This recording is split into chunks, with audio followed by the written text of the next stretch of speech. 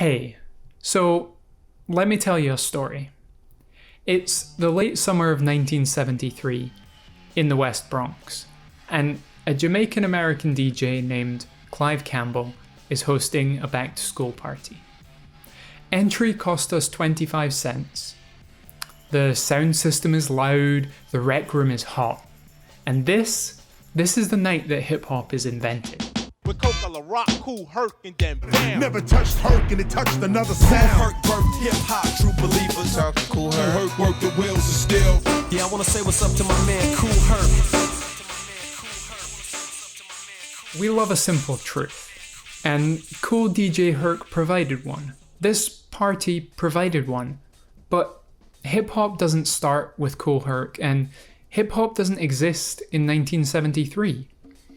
And so I say, Kool Herc isn't hip-hop's first DJ. First things first, Herc is a great entertainer and a good DJ. And like all good DJs, he took cues from his audience. See, back in 73, he could have tried playing the tunes that would spark a party where he came from in Jamaica, but the Bronx is a different beast. U-Roy and them weren't going to play here.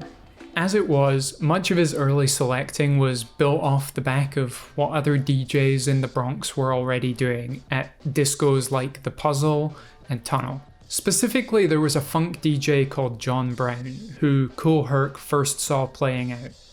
And some of his tunes would become mainstays in Herc's set.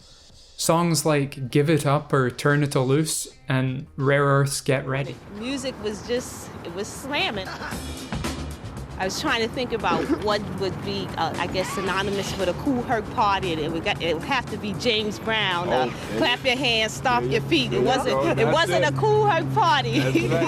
Many of the DJs in New York around this time were credited as disco DJs, and as such are discredited by hip-hop historians as not being as influential as the likes of Herc. But among their ranks were Grandmaster Flowers, DJ Pete Jones, and Disco King Mario. Mario and Flowers were, in fact, some of the first DJs to play outdoor jams in parks, an enduring image of early hip-hop. See, like all good mobile DJs, they were at home either in the clubs or in the parks. Herc's style, therefore, was very much an amalgamation of what other DJs were doing. And with the likes of DJ Hollywood and Pete Jones experimenting with new ways of using the mic as part of their performance, Herc wasn't really an innovator there either. DJ Hollywood even made some bold claims about being the progenitor for rap, but I feel like that's a story for another time. As many around him embraced multiple genres, Herc focused in on funk.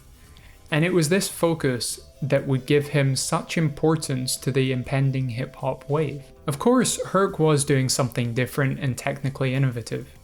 His so-called merry-go-round was a rudimentary form of what we now call beat juggling. In the words of Herc, how the break thing happened, I was seeing everybody on the sidelines waiting for particular breaks in the record. See, his merry-go-round wasn't concerned with exact science, it was concerned with making people dance. What Herc identified was the change in the crowd when the breakdown came on, when the music was stripped back to percussion.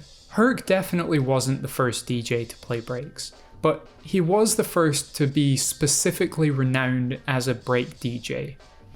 And because of this, those early parties in the 72-73 era were the home to b-boys. Kool Herc came before Afrika Bambaataa. He came before Grandmaster Flash.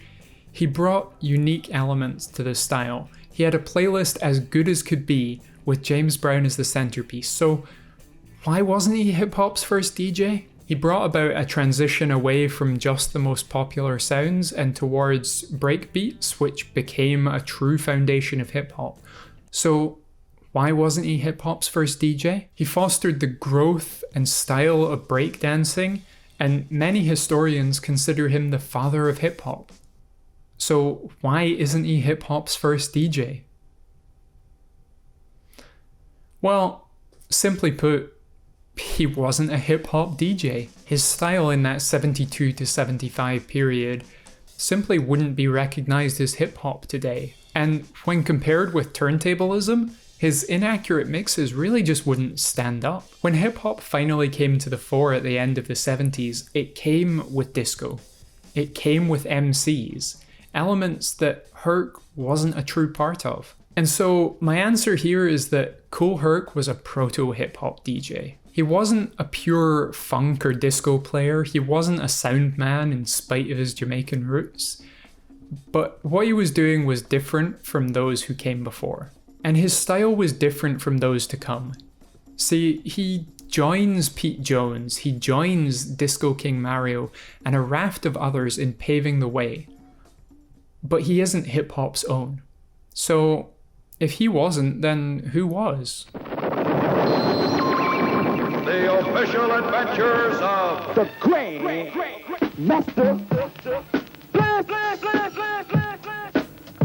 Joseph Sadler was younger than Herc. He would watch from afar as disco and funk drove the day in the Bronx. He saw Herc as a party host, in some ways an MC, and as a good DJ. But hip-hop has been defined and redefined over the last 45 years by great DJs. And Joseph Sadler was about to become the first of those. He could see Herc's operation and Herc's style, but Sadler came to it with a more methodical mind. 4 bars forward equals 6 counterclockwise revolutions equals full loop. Sure, he wanted to play good music, but he was also concerned with technical aspects that other DJs hadn't really considered before. He took Herc's merry-go-round technique and cleaned it up in every single way. Sadler, who we now know as Grandmaster Flash, introduced a neater way to cue up the next track. He pioneered innovations in slip mats. He essentially invented cutting as we understand it today. And his clean style brought forth a wave of MCs that came to dominate hip-hop culture.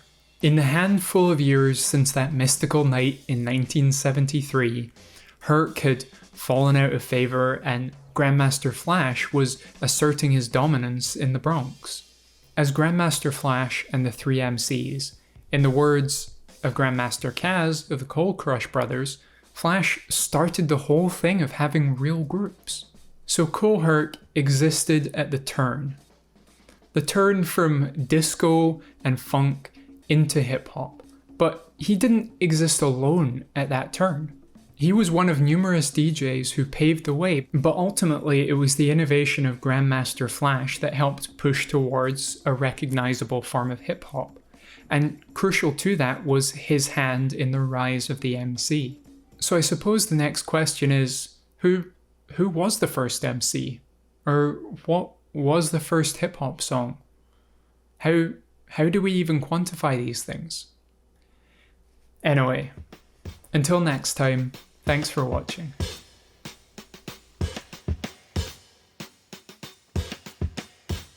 So I want to take a couple of seconds just at the end to talk about some of the things that I didn't really get to fit into the script for this video. The first of those is the importance of the disco DJs. So I mentioned Grandmaster Flowers, but there are a whole raft of DJs around that time.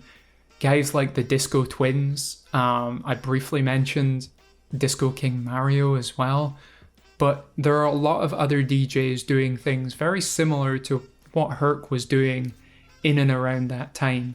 Herc, to me, is still one of the founding fathers of hip-hop.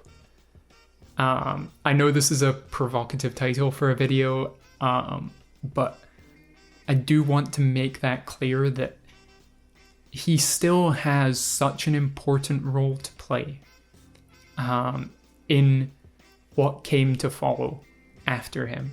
And I think that a lot of time, none of these guys get the credit that they really deserve.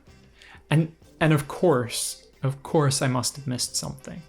This era is full of just patching together bits of information from different people at different times, and not even from the 70s, but interviews that Herc gave in the 90s, or that Pete Jones gave later on, that Grandmaster Flash gave 40 years after the fact.